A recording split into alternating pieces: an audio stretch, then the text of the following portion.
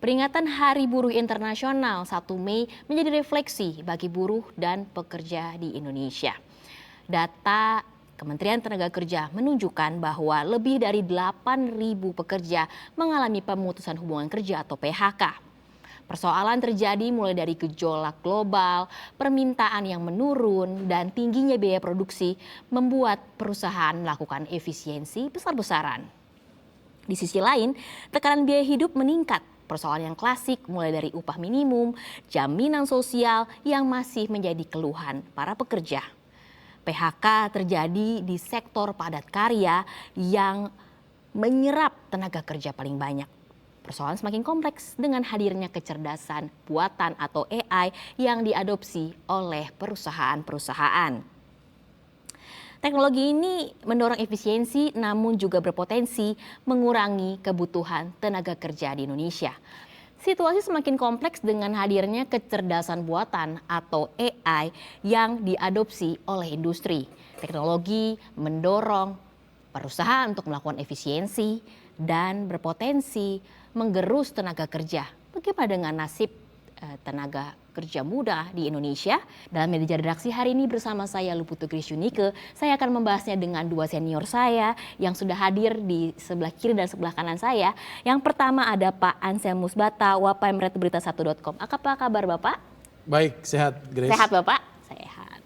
Kemudian selanjutnya ada redaktur pelaksana Investor Daily, Mas Nasori. Apa kabar Mas? Alhamdulillah. Sehat ya? Sehat. Semuanya segar, sehat. Hari ini kita cerah-cerah. Bapak-bapak, kita akan membahas satu topik yang mungkin masyarakat juga turut merasakan, ya kan? Dari awal tahun kita tahu udah muncul gejolak global, ya kan? Gejolak global yang muncul. Kemudian juga PHK di mana-mana yang makin terasa, ya kan, bahkan baru dari kuartal 1 udah mulai terasa. Nah, hari ini kita akan mengkaji lebih dalam, apalagi bulan Mei di awal Mei ada peringatan Hari Buruh Internasional. Saya ke Pak Ansel terlebih dahulu, Mas Nasori. Pak Ansel, mengkaji kondisi terkini buruh di Indonesia pada tahun ini, seperti apa Bapak melihatnya? Ya, jadi kan setiap 1 Mei kita memperingati Hari Buruh, ya kan, dan organisasi buruh memang seperti tahun sebelumnya juga mereka akan melakukan demonstrasi, kemudian ada semacam pemusatan kegiatan ya, kalau tahun lalu di Monas dan Pak Prabowo hadir.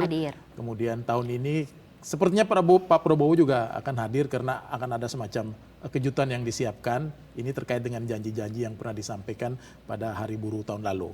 Nah, sebenarnya ada fakta yang menurut saya, kalau tadi judul kita adalah ancaman, udah terjadi sebenarnya ya. Jadi kalau kita mengutip data Kementerian Ketenagakerjaan ya, ini untuk periode Januari sampai Maret 2026 saja, itu kalau data mereka itu ada 8.389 tenaga kerja yang di PHK. Yes. Ini hanya dalam triwulan pertama atau 3 bulan pertama.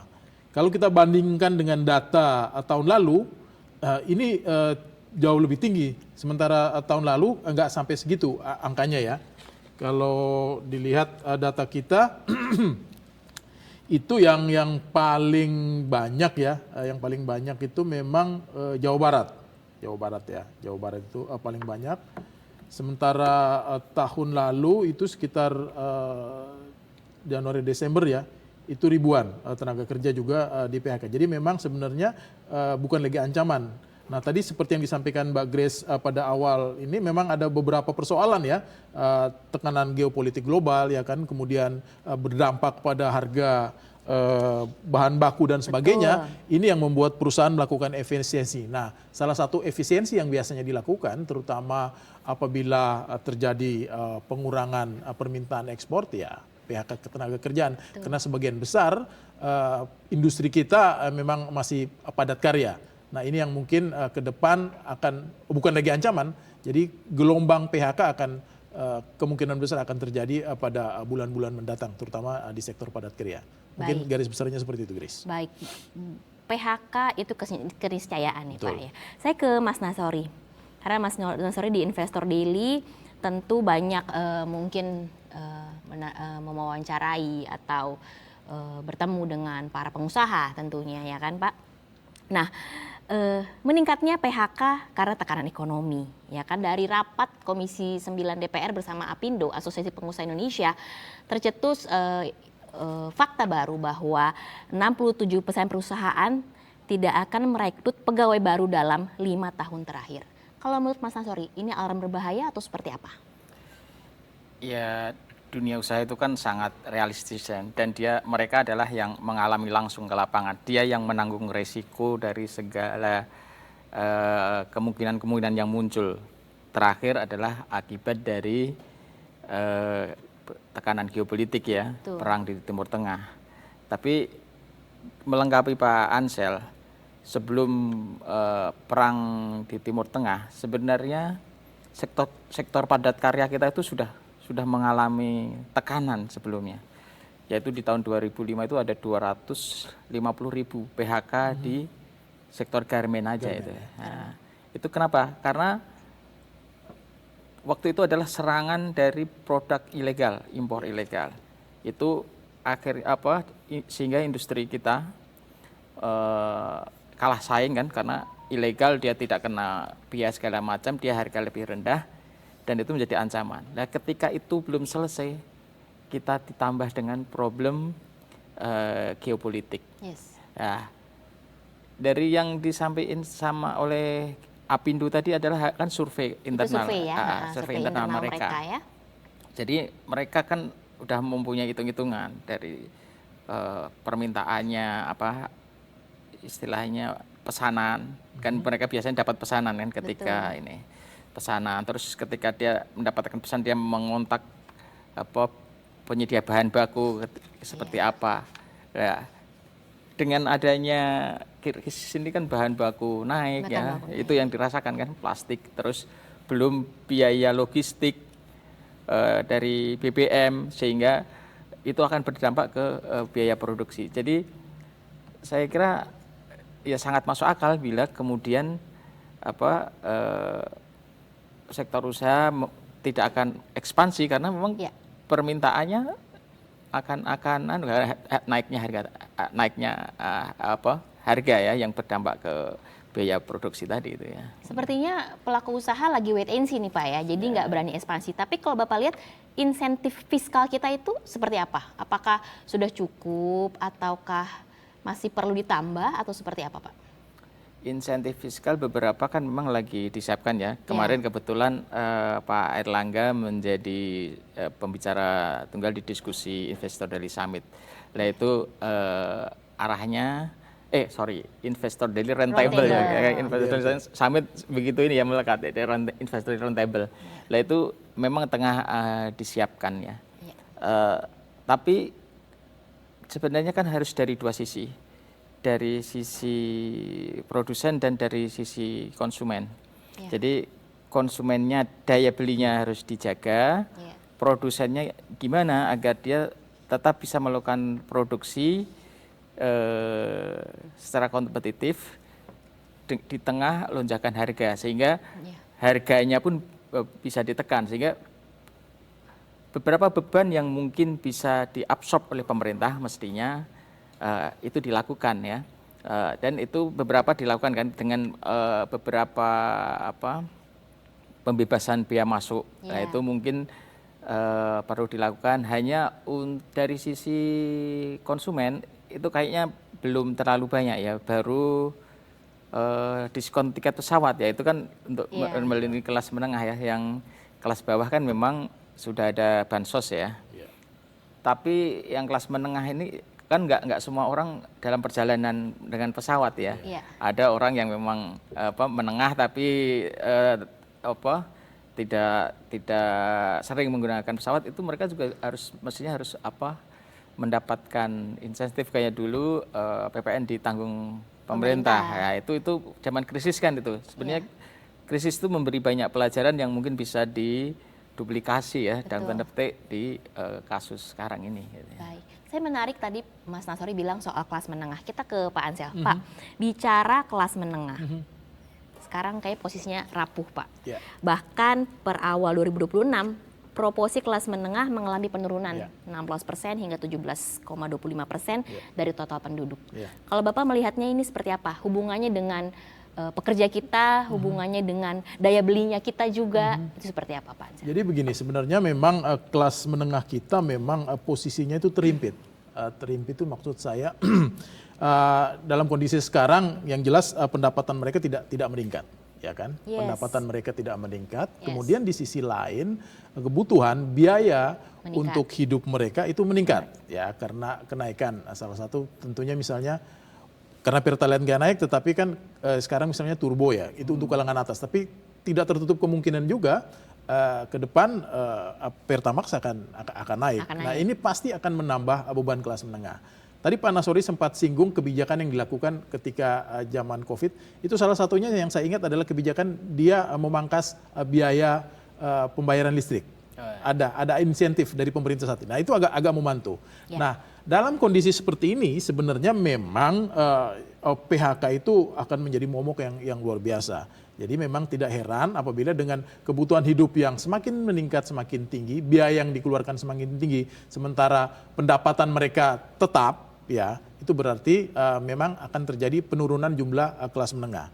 Nah jadi memang seharusnya adalah yang dilakukan oleh pemerintah menurut saya tadi bisa dilakukan beberapa kebijakan yang harus membantu kelas menengah agar bisa bertahan. Kalau tadi untuk masyarakat kelas bawah ada berbagai bansos, ya, ada PKH mungkin, ada bantuan sembako misalnya, tetapi kelas menengah relatif nggak ada. Mungkin tadi ada pembebasan misalnya ya, mungkin ada pajak penghasilan misalnya. Karena kan kelas menengah ini bayar pajak iya, tapi tidak dapat bantuan. Betul. Ya kan? Jadi mereka terhimpit nih, di tengah-tengah. Salah satunya mungkin pajak penghasilan. Pajak penghasilan mungkin bisa dikurangin dalam proporsi tertentu. Saya pikir ini akan bisa membantu mereka untuk tetap bertahan dan juga tadi menjaga daya beli. Karena memang kecenderungan, kalau saya nggak salah mungkin sudah setahun terakhir bahkan hampir 2 tahun ya, kelas menengah ini biasanya mereka mendapat THR yang lumayan biasanya kan. Tetapi faktanya THR itu justru mereka tabung karena mereka melihat bahwa wah kalau THR ini kita belanjakan, bagaimana dengan kehidupan mereka ke depan. Nah ini jadi memang serba salah, serba tertekan kelompok kelas menengah ini sehingga kita mengimbau pemerintah untuk sedikit mengurangi beban yang ada di kelas menengah. Atas tadi salah satu kebijakan yang mungkin dilakukan dengan pengurangan pajak itu. Ya. Kalau Mas Nasori melihatnya kelas menengah, bagaimana konsumsi mereka saat ini? Padahal ekonomi Indonesia masih ditopang sebagian besar oleh konsumsi masyarakat. Kalau Bapak lihat dari daya belinya itu sendiri bagaimana? Pasti dengan kenaikan harga-harga itu akan daya beli mereka akan turun ya. Nah justru saya yang agak mengkhawatirkan, mereka kan harus bertahan hidup untuk memenuhi kebutuhan mereka kan. Yang saya khawatirkan justru kelompok menengah ini karena beban daya beli turun, dia memakan yang semestinya menjadi porsi kelas bawah, namanya predator ya, jadi predator. Ketika kondisi normal, orang akan bertahan, kalau kelas menengah ini akan mengkonsumsi Pertamax gitu ya. Betul. Nah, tapi waduh, berat ini beban nggak cukup ini kalau saya Pertamax sementara tetap harus apalagi kalau nanti dinaikkan ya. Apalagi kalau dinaikkan. Biaya sekolah dan lain sebagainya. Semua ya kan? Di industri kan udah ya plastik naik itu ternyata juga berdampak. Itu kan mungkin dalam 2-3 bulan dampaknya akan lebih luas. Lah itu yang memang yang harus diperhatikan oleh pemerintah adalah benar Pak Ansel tadi, biar tidak menjadi ancaman juga bagi porsi-porsi yang mestinya menjadi konsumsi kelas bawah. Kalau nanti beban subsidinya makin berat kan Pak? Iya itu. Baik, sangat menarik ya. Saya melihatnya ini menarik karena kita ada di satu grup, tapi kita punya dapur yang berbeda-beda sekarang. Ada Pak Ansel di Berita1.com, ada Mas Nasori di Investor Daily, dan saya di BTV dan Berita1. Jadi kita bisa mengelaborasinya lebih dalam lagi. Nah, sekarang kita akan membahas seputar Undang-Undang Perlindungan Pekerja Rumah Tangga yang baru saja disahkan April 2026 sebagai hadiah di Hari Kartini. Ini kan sebenarnya wujud nyata dari janjinya Prabowo tahun lalu Ya. bahwa akan segera mengesahkan undang-undang yang RUU yang sudah 2 dekade ini jadi pembahasan, Pak. Kalau menurut Bapak tindak lanjutnya harus seperti apa?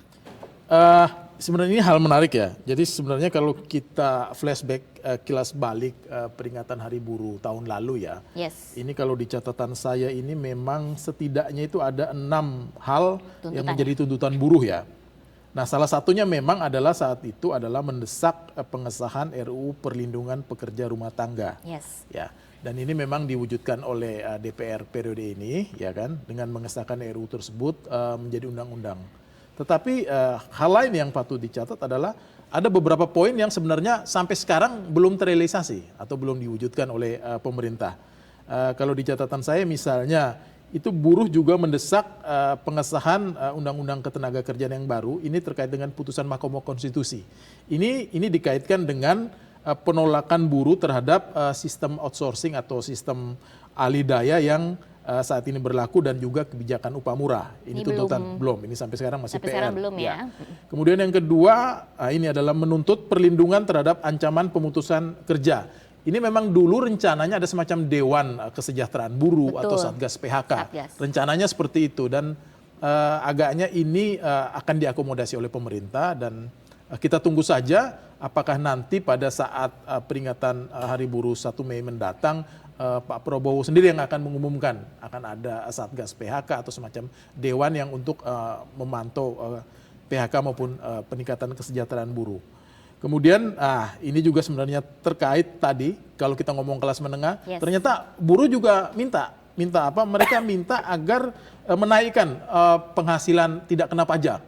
Ya, itu juga pengaruh. Jadi begitu pajak tinggi, benar tadi kelas menengah juga akan terkena. Buruh juga kalau penghasilannya di atas PTKP kena pajak juga. Nah, ini pasti akan mengurangi kesejahteraan mereka. Dan mungkin yang terakhir, angkanya itu mereka minta sampai 7,5 juta per bulan untuk tidak PTKP ya.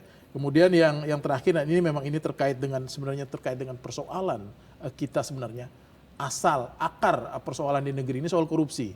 Jadi mereka juga mendesak agar RUU perampasan aset itu ini masih, segera.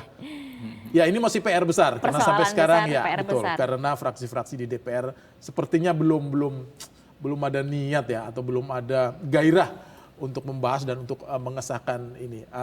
Kita nggak tahu ada alasan politik apa di balik itu. Mungkin ada pihak-pihak tertentu yang akan terkena dampak apabila RUU ini disahkan menjadi undang-undang. Nah terkait dengan Undang-Undang Perlindungan Pekerja Rumah Tangga sebenarnya memang hal menarik ya karena memang hak-hak mereka akan semakin dilindungi. Selama ini memang ada banyak kasus terkait pekerja rumah tangga terutama penyiksaan. Saya sedikit menambahkan Pak, di program kami di Berita Kriminal kemarin kita ulas bahwa baru 1 hari disahkan betul. ada kejadian kasus ada pekerja rumah tangga yang lompat bunuh diri, dari bunuh diri dua orang, satu bunuh diri, satu akhirnya masuk rumah sakit karena dia kabur. Ketika ditanya sama pihak berwajib kepolisian, kami takut karena ada perlakuan sadis, majikannya galak dan ada kekerasan di sana. Berarti kan ini PR-nya sungguh besar Pak. Betul. Tapi kan ini menyentuh menyentuh ruang privat ya karena kan bagaimana antara majikan dan ini deal-dealannya seperti apa ya kan, sistem penggajiannya, sistem kerjanya. Nah kalau undang-undang ini akan seperti apa Pak? Saya pikir dengan ini perlindungan terhadap pekerja itu akan semakin bagus, akan semakin baik ya. Amin. Ada beberapa hak pekerja yang memang harus diberikan oleh majikan. Salah satunya itu adalah perlindungan kesehatan mereka melalui BPJS kesehatan ya. Jadi itu akan kalau membantu yang sekarang ini sudah tercover oleh kebijakan iuran dari pemerintahan PBI, dari pemerintah yang gratis itu, maka mungkin majikannya akan lepas. Tetapi kalau misalnya mereka kepesertaannya belum dibayar oleh pemerintah dengan lewat PBI, maka majikan itu wajib untuk membiayai program BPJS Kesehatan bagi pembantu. Itu mungkin salah satunya. Mungkin tapi memang perlu kita lihat lagi karena kalau berbicara atau ngobrol dengan teman-teman yang punya pembantu kadang-kadang memang agak susah juga karena gini mereka merasa bahwa terutama soal keterikatan ketenaga kerjaan ya. Iya. Jadi mereka kalau pembantu itu kan kalau kita pekerja itu kan panjang ya masanya ya. Bisa setahun, tahunan, 5 tahun, 10 tahun dan seterusnya. Jadi kalau kita membayar iuran segala macam mungkin aman. Tetapi kadang-kadang untuk pembantu seperti tadi 1 bulan, 2 bulan, 3 bulan, kemudian nggak betah. Kemudian, nah ini gimana kasusnya? Iya, Jadi mungkin nanti kita lihat kan biasanya undang-undang itu kemudian ada aturan turunannya, ada aturan pemerintahnya, kemudian ada aturan menteri. Mungkin nanti di situ kita akan melihat paling tidak menurut saya harus ada keseimbangan. Oke, hak-hak pekerja, hak-hak pembantu rumah tangga dilindungi. Tetapi hak-hak majikan juga nggak boleh dilanggar, artinya nanti ada keseimbangan, ada keadilan di sana. Itu mungkin yang akan harus kita lihat ke depan terkait dengan pemberlakuan Undang-Undang Perlindungan Pembantu Rumah Tangga. Baik. Gitu, Grace. Oke, siap. Jadi kalau bicara itu harus ada keseimbangan antara kewajiban yang dibayarkan sama majikan atau pemberi kerja, tapi juga hak-haknya buruh atau pekerja rumah tangga ini juga harus dijamin. Baik, saya mau ke Mas Nasori. Bicara soal masa depan tenaga kerja muda kita, ya kan? Ini kan menjadi persoalan karena sekarang ada yang namanya kecerdasan buatan atau AI yang diserap atau diadopsi oleh industri. Kalau Mas Nasori melihatnya seperti apa? Setiap kemajuan itu memang selain dua sisi mata uang ya, selalu kayak gitu akan membuka peluang ya. Membuat biaya menjadi rendah, lebih cepat, lebih akurat, bisa mendorong lebih produktif lah ya. Tapi di sisi lain juga itu tadi kan banyak pekerjaan-pekerjaan yang sudah bisa tergantikan oleh AI ini kan. Yes. Tapi kita juga perlu belajar pengalaman dari media sosial juga. Ternyata peluang untuk memanfaatkan itu kan nggak hanya dimiliki kelompok yang semula mempunyai kemampuan teknologi tinggi kan. Ternyata masyarakat sekarang juga bisa memanfaatkan TikTok untuk jualan, bahkan untuk bikin konten. Ada suatu desa ya lepas dari lepas dari apakah itu bisa sustain atau enggak, ternyata bisa memberi peluang kan dengan konten dia bisa mendapatkan revenue dari situ. Artinya ya beberapa konsekuensi disrupsinya kesempatan kerja mungkin tetap harus diwaspadai. Tapi akan adanya peluang-peluang publik termasuk masyarakat yang mungkin sekarang kemampuan teknologinya belum ini dengan nanti di upscaling oleh pemerintah, oleh pemberi kerja mungkin bisa berselancar dalam teknologi itu ya, tidak tergulung oleh ombak gitu ya. Saya kira sih mungkin tetap perlu dilihat juga peluangnya. Kita tidak semata-mata melihat sesuatu yang menakutkan dari AI ini. Oke, tadi kita menarik Mas Nasri bicara peluang, Pak Ansel ya. Peluang pasar kerja kita karena teknologi. Nah, tapi kira-kira sejalan nggak nih Pak? Karena kan kemarin Pak Prabowo memanggil Menteri Tenaga Kerja kita untuk meminta laporan mengenai magang nasional, terus juga pelatihan vokasi. Kira-kira ada peluang-peluang juga nggak di sana untuk Gen Z kita, untuk mereka anak-anak muda dari apa yang pemerintah siapkan ini, atau sebenarnya ini masih jauh dari harapan atau seperti apa Pak? Oke, begini terkait AI jadi gini, sebenarnya struktur ketenaga kerjaan kita kan memang lebih banyak seharusnya yang padat karya ya.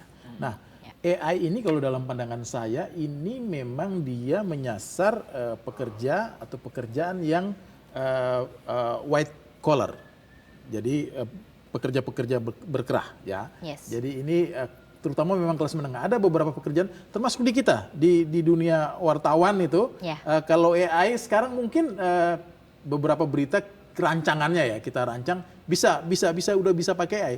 Tapi tentu saja tidak bisa lepas, kita tetap butuh reporter di lapangan, kita tetap butuh editor yang harus touch, harus ada sentuhan manusia di situ. Betul. Nah, mungkin kalau misalnya pekerjaan-pekerjaan yang bisa, tapi untuk menggantikan 100% mungkin ada beberapa iya, tapi saya pikir paling memang ada pengurangan, misalnya persoalan desain misalnya. Kalau desain misalnya mungkin di garment misalnya harus desain baju segala macam mungkin bisa, tetapi tetap ada sentuhan ada tangan sentuhan manusia. manusianya. Nah, ini sebenarnya peluang juga buat tenaga kerja, terutama tadi generasi Z gitu misalnya ya, untuk bisa menggunakannya, memanfaatkannya untuk pekerjaan mereka. Saya pikir tadi benar Pak Nasori, di satu sisi ancaman, tetapi di sisi lain Ada peluang. ada peluang. Nah, itu yang seharusnya pasti ada celah. Setiap teknologi yang ada pasti ada celah untuk bisa dimanfaatkan untuk kemaslahatan kita semua. Sebenarnya itu sih Peluang itu poinnya. yang harus kita cari. Betul, harus bisa kita cari dan harus bisa kita rebut gitu. Baik. Mengenai itu Pak, program-program yang pemerintah udah kucurkan seperti sebenarnya apa? kalau program pemerintah ini sebenarnya kan adalah upaya, terutama kayak misalnya ada program magang nasional ya. Ini kan sebenarnya dia menyerap sarjana yang belum mendapat pekerjaan. Betul. Jadi memang persoalan kita sebenarnya kalau kita kembali ke topik kita soal PHK, sebenarnya apa sih akar persoalan kita terkait ketenaga kerjaan? Ya persoalan utamanya adalah penyediaan lapangan kerja yang tidak cukup dibanding jumlah angkatan kerja. Sebenarnya persoalan itu. Nah, jawabannya apa? Jawabannya yang jelas adalah investasi. Nah, kemudian mari kita lihat ke dalam investasi. Seberapa menarik kita? Mari kita bandingkan dengan beberapa negara di ASEAN misalnya. Ada beberapa hal kita. Vietnam. Ya, contoh Vietnam yang begitu melaju. Nah, ini kan tentu investor harus lihat. Nah, pemerintah kemudian harus melakukan introspeksi, ya kan? Kita punya undang-undang cipta kerja, tetapi terus terang memang sejauh ini dampaknya juga saya belum melihat. Bahkan kalau kita lihat proyeksi pertumbuhan ekonomi yang disampaikan oleh Bank Dunia misalnya, malah turun kita ya, dari mereka sebelumnya menargetkan kita memproyeksi kita bisa bertumbuh sekitar 4,8, kemudian dipangkas menjadi sekitar 4,7. Pemerintah tetap optimis bisa 5 atau 5,1% ya. Nah, sebenarnya kalau misalnya tadi, lagi-lagi iklim investasi. Kalau misalnya iklim investasi tadi, kita ngomong soal perizinan. Perizinan, itu yang membuat sulit pengusaha-pengusaha kita untuk ekspansi karena perizinan masih sulit. Betul, di belakang layar oke, ada undang-undang cipta kerja, tapi fakta di lapangan masih belum. Ini kita ngomong di pusat di Jakarta, belum kalau kita ke daerah. Ke daerah itu ada raja-raja kecil di sana. Nah, ini yang persoalan ini yang belum bisa diatasi. Saya pikir kalau ini kita bisa atasi, investasi akan masuk lebih banyak, pasti itu rangkaiannya pasti kebutuhan akan tenaga kerja pasti akan meningkat. Ya, jadi memang kuncinya bagaimana kita membenahi diri agar Indonesia makin cantik, makin menarik bagi investor-investor asing untuk menanamkan modalnya di sini, sehingga persoalan PHK itu makin lama bisa kita atasi sebenarnya. Baik.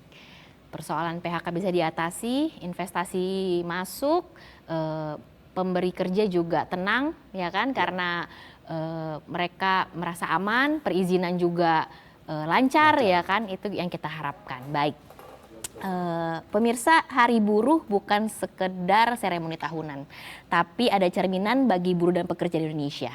Di tengah gelombang PHK, upah yang belum layak, dan jaminan sosial yang masih belum merata, ini masih jadi pekerjaan besar untuk pemerintah dan juga semua masyarakat Indonesia. Nah, saya mengucapkan terima kasih untuk Pak Ansel, untuk waktunya, untuk Mas Nasori, untuk waktunya, dan kita akhiri meja redaksi hari ini. Saya Luputu Grisyunika pamit, sampai berjumpa di episode selanjutnya.